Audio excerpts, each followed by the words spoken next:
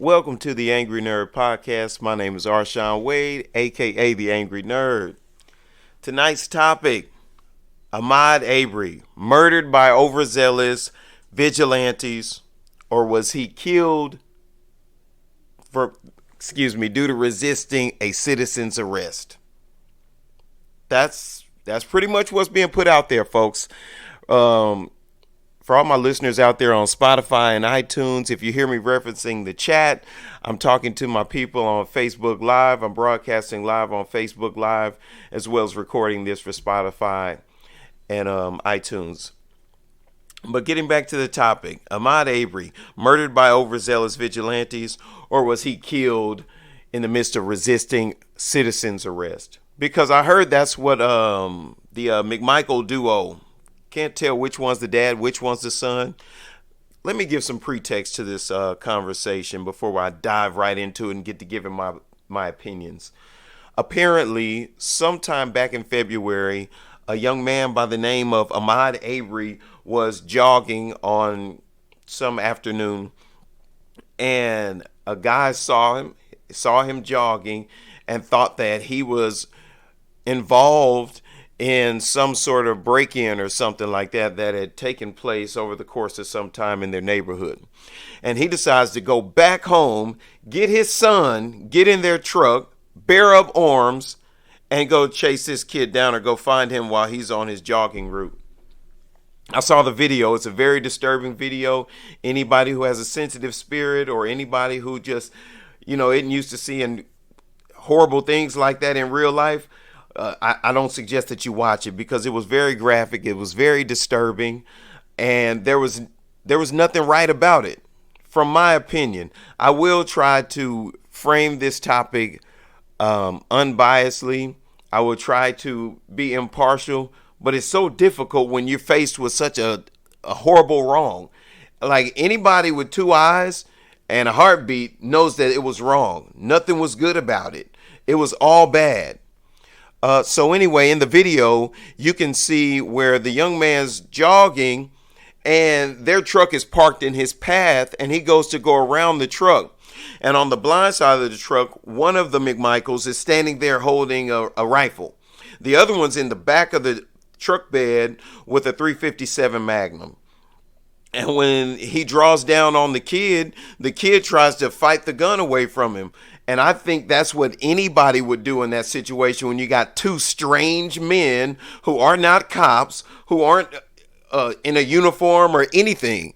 Just two strange men with guns pull up on the side of you while you're jogging. What would you do?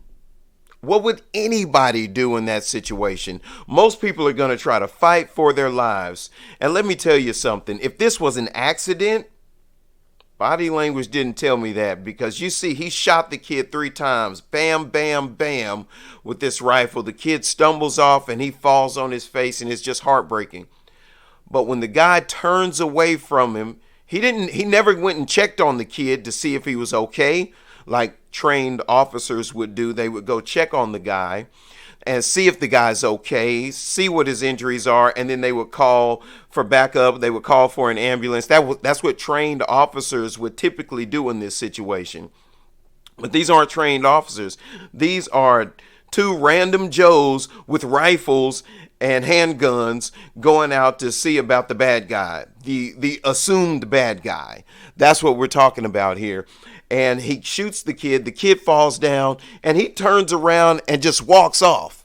The guy turns around and just walks off. And let me tell you something about communication between human beings. 90% of what we say is nonverbal. Facial expressions, hand gestures, body language. And that guy's body language told me that he felt like he was justified, job well done. And he, in fact, was not. And I'll tell you why. Because now their attorney is trying to use citizen's arrest to even meet the elements involved in a citizen's arrest. There has to be a crime being committed. Not, I think that he might have committed a crime, or I'm going to investigate. No, that is for someone who is an officer of the court. That is for someone who is an officer of the law. Now, if this kid was in the middle of breaking into a house and someone gunned him, that we'd be having a whole different conversation right now. But that is not what happened. What happened was two men decided to bear up arms against a young man for whatever reason they want to come up with. If you ask me, these look like two hillbillies who were out to do harm to somebody. They had the rust-beaten pickup truck, one old boy driving and one in the back sleeping on top of it. You get on, Bubba, let's get it. Come on, Bubba. And they went out there. It was just like something that you would see on Mississippi Burning or Roots or any of those other old slave movies where Bubba and his homeboy went over there and they killed some people for no reason. Because that's what it looked like. And after he shot this kid dead in cold blood, he turned around and he had no type of remorse on his face. There was nothing about his facial expression. There was nothing about his body language that said, oh man, I might have just did a bad thing. Oh snap, I just killed somebody. It looked like to me that was not his first time doing something like that. Most normal human beings, after they've done something like that, they're going to have some sort of remorse, like, oh my God, what did I just do? What just happened? There was none of that from this guy. I didn't see anything like that. So I have a couple of questions here. What are the elements that have to be present in order to make a citizen's arrest? And I kind of outlined it just a little bit already. You have to be in the commission of a crime for a Joe Blow citizen to stop and say, hey, I'm making a citizen's arrest. You have to be in the middle of robbing a bank with money in hand and pistol in the other before any Joe Blow can decide that I'm going to make a citizen's arrest. There is no way in the world that there was anything close to that. After we watched this video, there is nothing that suggests that this young man had committed a crime. Unless running down the street as a young black man is a crime. This ain't the 60s. This ain't the 50s. We jog. We work out, people. We do that. I have another question. Should untrained citizens be allowed to act as officers of the law?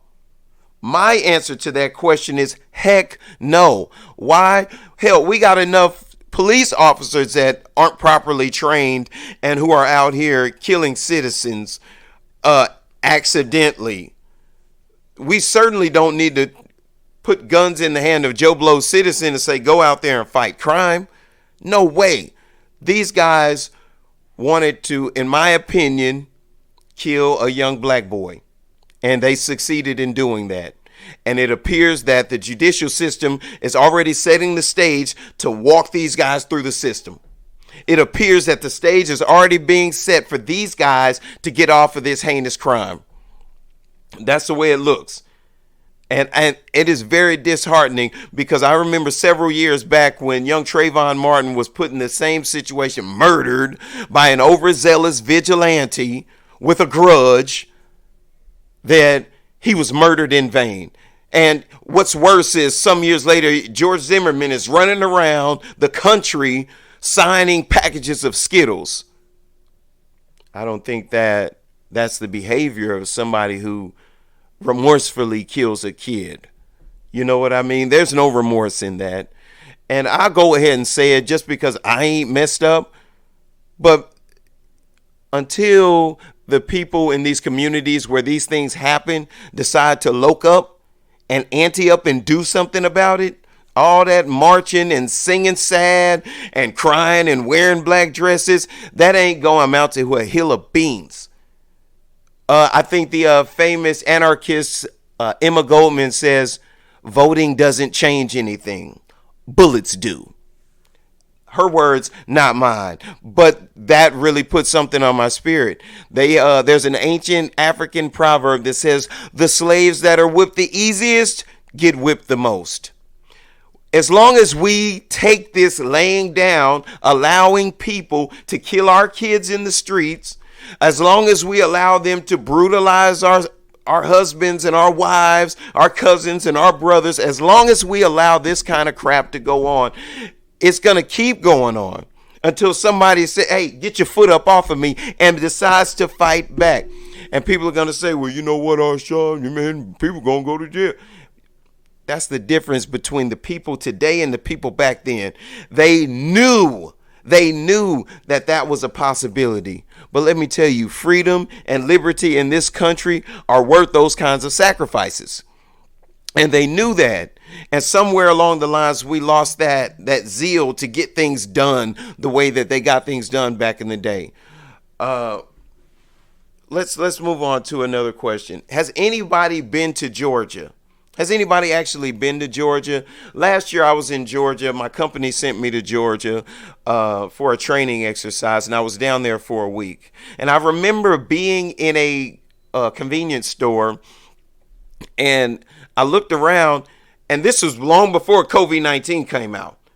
But the next customer behind me was a typical redneck looking white guy, which I don't care, but he was an abnormally large distance away from me, and I turned around and I looked at him, and I was like, why is he standing way back there? Okay, maybe he's a germaphobe, whatever.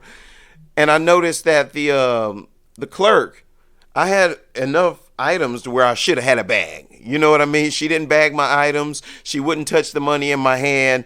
And when she gave me my change back, she put it on the counter, pushed it toward me, and pushed all my things and said, you need to get on out of here. And I realized that the sun was going down. And then I started picking up on the vibes and the energy, just because I ain't in tune with racism and stuff like that, because I have a pretty vast array of friends, black, white, I don't really care. So I'm not just all the way tuned in like that. And then I start paying attention. My black radar goes off, and I notice all eyes are on me, and I'm getting this look like, hey, yo, it's time to go, homie. And that's kind of like the energy. That was the vibe. And I was like, oh, Snoot, let me get my Snickers and my Reese's and stuff and get on out of here and get back to the motel room. And that was the last time that during that week that I stayed down there, I made sure that I had my snacks and whatever I needed in my motel room before the sun started going down. That's just the kind of vibe that I got from those folks down there. And I don't think that these gentlemen who killed this young man are any different than those folks who were in that establishment giving me those dirty looks. Let's just be real about it. Now, one thing I do want to say, because I know that there's some good white people out there, just like I know there were some good white people that helped us out during slavery. They were called Quakers and abolitionists, things like that. So I get that. This is a message to all the good white folks out there. All my good white friends, this is what I want you to do. I want you to find your inbred cousins and stuff like that, and I want you to go down there and tell them, hey, man, y'all lost the war. It's over with. Put your Confederate flags away. Okay, y'all lost. These folks are all right. Listen, I got a whole bunch of black friends. One of them's married to my sister. They good people. I need y'all to go put a public service announcement out for these kinds of folks, because this has got to stop. Because I'm telling you, they say that people like this, just like that kid who killed those folks in the church, they're trying to start a race war. And let me tell you something. Good white people, the good white people who aren't on the bull crap, if you do not take it upon yourself to check one of these crappy racist people, you are complicit in that race war that they are trying to wage. So not saying something and, oh, that's not my fight, I don't have a dog in that fight. Yes, you do. Because where do you think, if a race war starts in the United States of America, where do you think it's going to happen? Right here in our streets. So you need to, it is 100% everybody who is not on the bullcrap's responsibility to weed these people out in society, call them out, ostracize them, and get those folks out from around us. Because there are a whole bunch of us who want to live a quality life and who ain't about that foolishness. But let me tell you something. As a young black man, it puts a bad taste in my mouth when I see crap like that going on. It puts a bad taste in my mouth when I see people in the comments talking about, well, we don't really know what all went on. Brother, do you have eyes? I see what just happened. It doesn't matter what that young man may or may not have just done. I'll tell you like this, knowing a little bit about the law, once someone is leaving, even if they've done wrong to you, once somebody is fleeing, that becomes murder. Okay? That becomes murder. If the kid lived, it would have been first-degree battery. That's what would have happened.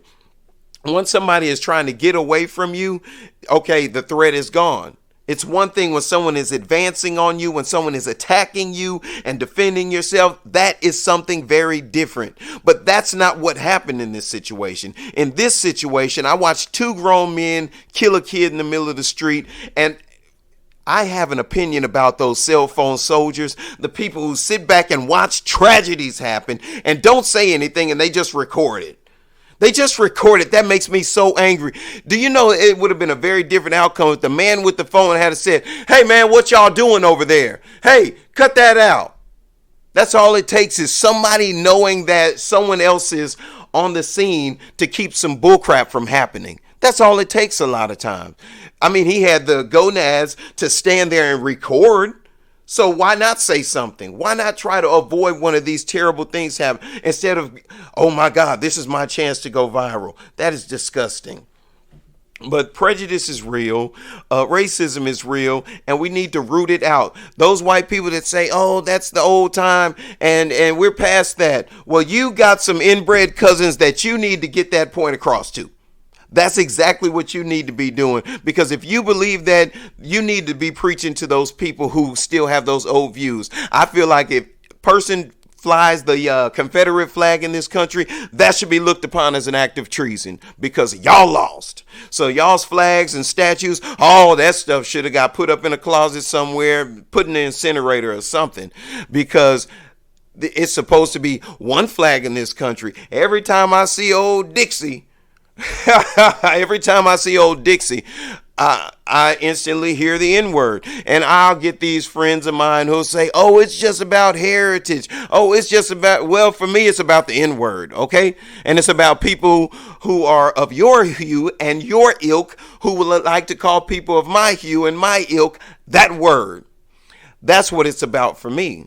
And I think that any United States citizen should view it that way.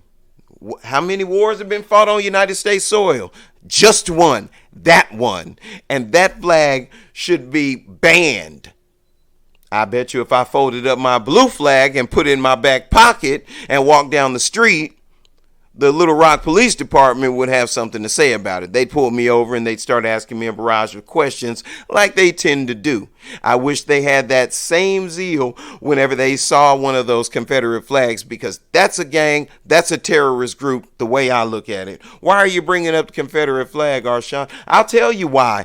Because those are the people who fly the Confederate flag and who will tell people when they're in black people's face. I notice these things always happen to little brothers, you know, little bitty guys off by themselves. It's never when Pookie and Ray Ray and them are all around and the Man and them are over there. It never happens like that. It's always some small, off by himself brother that this kind of stuff happens to. But when they around the Debos and everybody like, oh man, this tattoo, it don't mean nothing. It's just about heritage. You know, I'm from the South, man. It's just about being Southern. Bull crap, man. You know that Ray Ray and them will peck on you if you talk that talk like you do when you're around your cohorts. You know what I mean? And like I said, all the good black people and all the good white people, we need to find these people out, ostracize them, and oust them from society. We need to get these people out from around us, because I'll tell you what it does. It does put a bad taste in your mouth as a young black man for white people. It does make you look sideways at these people like, are they really cool? Are they really okay? Or are they just doing that in my face? Personally, I know that not to be true, because I know some good people. I know not only black and white, I know good people.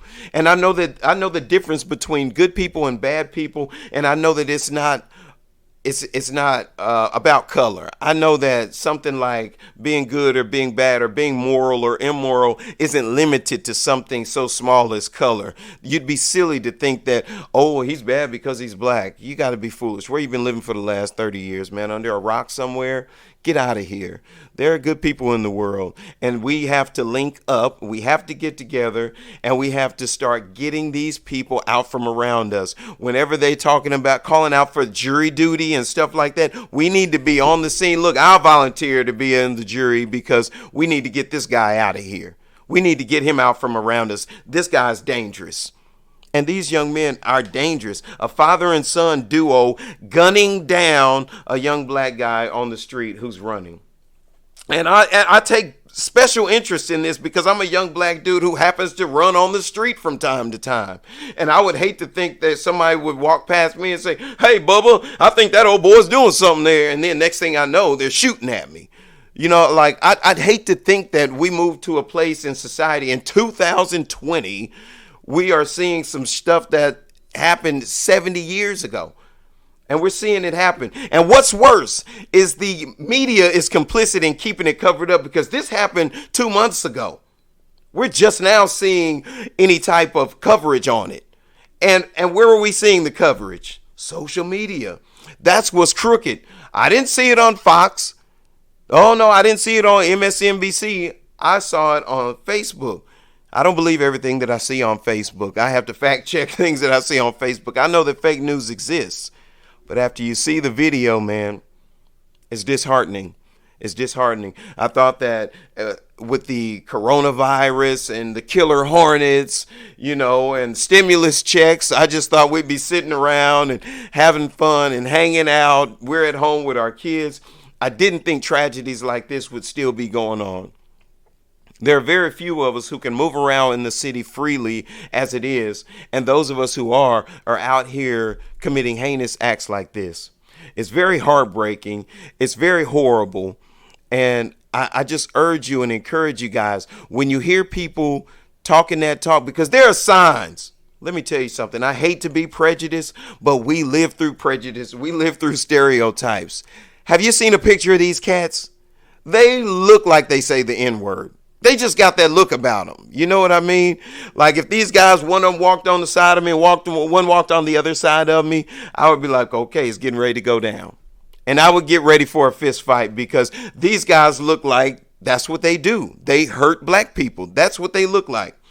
And from what I saw in the video, it looks like that's what their intentions were. And it looks like they satisfy those intentions. And unfortunately, my good white friends, that does reflect on your community. The same way when Ray and them mess up and they on the news looking crazy like this. The same way they on there looking crazy, it reflects on us. This reflects on you guys. And the same way that we ostracize those guys and say, hey, man, we're not down with that foolishness. We need you guys to do that, too. We need you guys to hold your people to task just like we hold our people to task.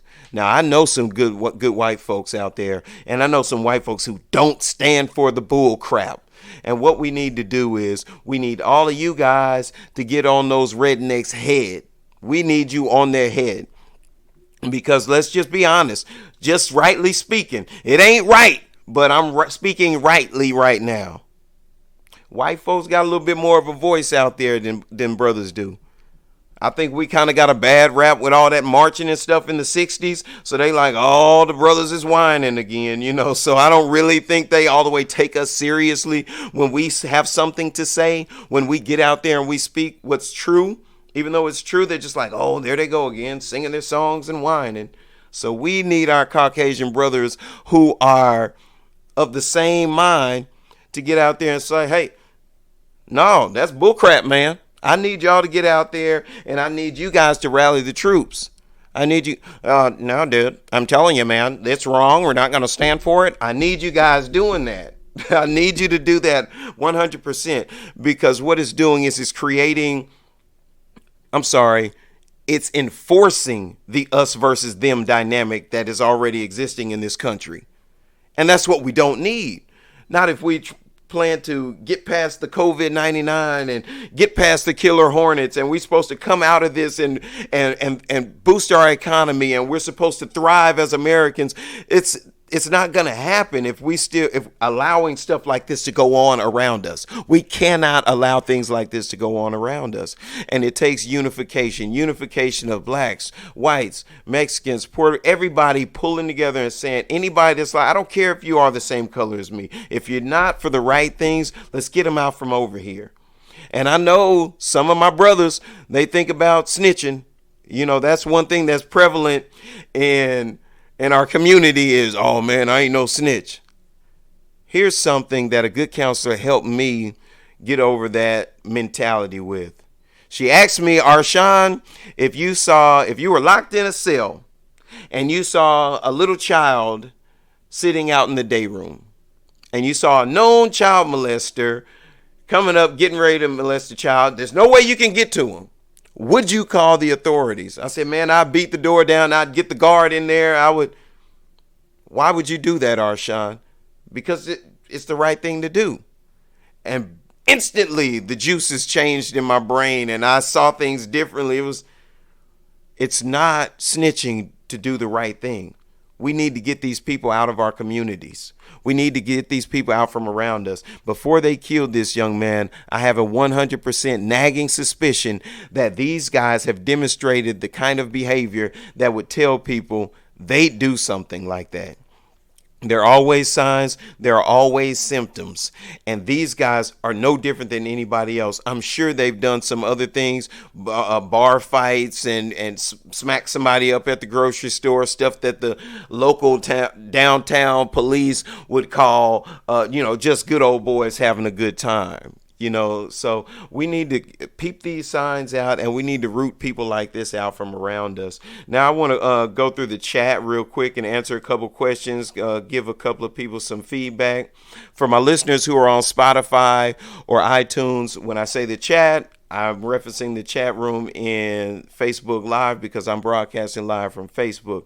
Let's see what we got here. Give a couple of shout outs. Lloyd, what's up, man? Marjorie, how you doing? Blade Brown, what up? What up? Mark Klaus, how you doing? Avery, what's up? Lovely, how you doing? Jermaine, what's up? Uncle Alex, how you doing, man? Let me see. He said, F. Zimmerman, I'll beat that punk until he wants it to end and then make his end spectacular. Shout out, right on, man, because wrong is wrong, right is right. Zach, what up? Jenna, how you doing? Jim, how you doing? Oh, Jim, I'm surprised you don't have an opinion about this. Jim Boston, what up, homie? Jared, how you doing, good brother?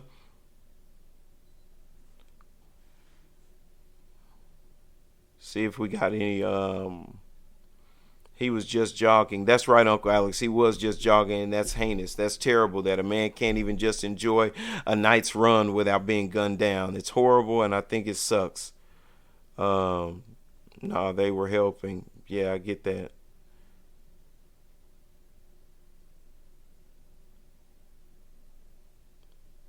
Next time they have a Klan meeting in Cabot, Arkansas, let's go stomp the crap out of. Let's get to the right people together and go eliminate that bull crap. Hey, Mark, that's what I'm talking about, man. That's the kind of dedication that we have to have, man. We have to be willing to go snuff these people out. Look, man, you making life bad for me and my kids. I have a very unpopular opinion about slavery, and it's unpopular because most people stop hearing once I first say it. And here's the unpopular opinion about slavery. I said the problem with slavery in this country is that we try to sweep it under the rug. Slavery isn't something that we should sweep under the rug. It's something that we should deal with. It's something that we should deal with because let me tell you something. White people should look at slavery and think, wow, man, we were really lost. We were doing horrible things to people. We did probably one of the most horrific things in the history of humanity to people. We're responsible for that. But thank God, God is good because he was able to remove the mud from our eyes and we came out of that and we're better for it. And black people, don't sweep slavery under the rug. The same thing for black people. Man, we had to have the worst kind of humanity demonstrated on us, just the worst, most barbaric things done to us, our language stole, kidnapped, everything like that. And we came out of it triumphant. So I feel like there's a victory there that people don't really talk about, because what does that do to a man's soul when he enslaves another man, when he hurts another man, when he does another man that way? And to come out of that, that's a triumph. That's a victory, to see the error of your ways. Some saw it a little quicker than most, but for us to come out of it, it's a testament to our wherewithal. It's a testament to our character of our ancestors. It's what's inside of us, that type of strength. and everything like that. So I don't think it's something that we should sweep under the rug. I think that's the biggest mistake that gets made in this country. The media tries to sweep racism under the rug. Society tries to sweep it under the rug. We even dance around it a little bit. Some of us, in the workplace and things like that, in the social settings, we try to sweep it under the rug as if it doesn't exist. And it does. And we need to acknowledge it. One, that's the first step to solving a problem, is acknowledging it, right? So let's acknowledge that we do have a problem in this country with racism, with prejudice. Everybody, I don't care what anyone says, prejudice is real. Here's a fine example. If you see a little boy and he walk like this, oh man, I think he's gonna be gay. That's prejudice, prejudging. That's what we do. Not everyone is racist, but everyone is prejudiced. But racism is what needs to be eradicated. We need to deal with it. We need to root these people out. We need to get together and talk about it. And there's something that may not be popular for me to say, but I think that the powers that be need to start with an apology. I've seen the United States government apologize to every person that they have been to war with, except black people. We can't act like slavery in this country didn't happen. We can't act like racism isn't real. We can't allow the United States government to do it, because it starts on high. The bottleneck starts at the top. And we have to get those people involved in stuff like this so that these types of tragedies stop happening. We got to get them involved. And they like to act like, oh, we've come so far past any of that. I really won't even deal with the issue of racism, because it just, it's a non-issue. You know what I mean? When was the last time we had any problems? I mean, come on. It's a problem. Let me tell you something. Anybody who's ever gone to the country club in their city, or anybody who's ever gone somewhere where predominantly affluent Caucasian people frequent, they know that what I'm saying is true. It exists, and it's real, and we need to deal with it, because until we do, creeps, I'm going ahead and taking a side now. I've already framed it, and I was impartial, and I'm letting you know where I stand. And I'm on the good brother Ahmaud's side, rest in peace. But creeps like the McMichael duo, they won't be able to hide if we collectively deal with the issue of racism. We allow this to happen because we refuse to deal with the issue of race. We don't want to deal with that. And that is the problem. That is the crux of the problem. Let me say that. That's the crux of the problem, is the fact that we don't want to deal with racism. We think that because, well, I got 6 black friends, dude. You know what I mean? And they come to my house all the time. They always bring potato salad. They always tease me about my cooking. We think that because we have personal friends in our social circles and things like that, that racism doesn't stop. The world is much bigger than you and your 4 friends, okay? The world is much bigger than you and the 12 people that you have follow you on Facebook. The world is much bigger than that. This country is much bigger than that. And this stuff happens on a daily basis. The only difference between now and back in the day is there's a camera everywhere. So now this stuff used to happen all the time. Now it's put in our face. But the thing is, men and women, what are you going to do? When are we going to get together and link up and start getting these people out of the community? I'll tell you what, I've seen the old people do it back in the day when the boys were selling crack. We got on the phone, we called, we got the crack dealers out of the neighborhood, we got the prostitutes out of the neighborhood, we got the drug addicts out of the neighborhood. We have gotten every creep in society out of the neighborhood. It's time to get the racist people out of our neighborhoods. It's time to make them know that they are not wanted around us. Make them know, hey, you got a problem with blacks, you got a problem with Jews, you got a problem with Koreans, whatever the case may be. You got a problem with people based on their ethnicity and phenotype and small things like that. We don't want you around here because we're busy living life and we're busy progressing as human beings. We don't need people like you hanging around us, making life hard, creating bad news, because that's what this is, man. This is bad news. This is somebody's son, someone's brother, cousin, dad even, and he's gone now. And he's gone. And I feel personally responsible for this because I don't just talk trash. I deal with Arshawn. And I know that there have been times that I have recognized some racism and I was just like, whatever, man. Dude's an idiot. Whatever. These things have to be confronted. I'm not telling you to get a gun or go out on a mission or anything like that. Simplest conversation. When guys are having these fruitless conversations around you, you guys, you ladies, you men and women know what I'm talking about. The water cooler conversations that you walk up on and you try to act like you didn't hear because Lord knows I need my job and I don't want no trouble. No, it needs to be confronted. That's what the Human Resources Department is for. That's how you get them out of your workplace. And the ones that remain, they're going to keep it to themselves. But eventually, let me tell you something I've learned about behavior. Behavior, you can't hide it for very long. It's going to reveal itself. And when it does, we have to root these people out. We go to our HR, we go to our councilman, go to your alderman. You got somebody live like that in your neighborhood? There's somebody at the city council to take care of folks like that and get them out from around you. How do you think they keep some of us from the low income communities out of their gated communities?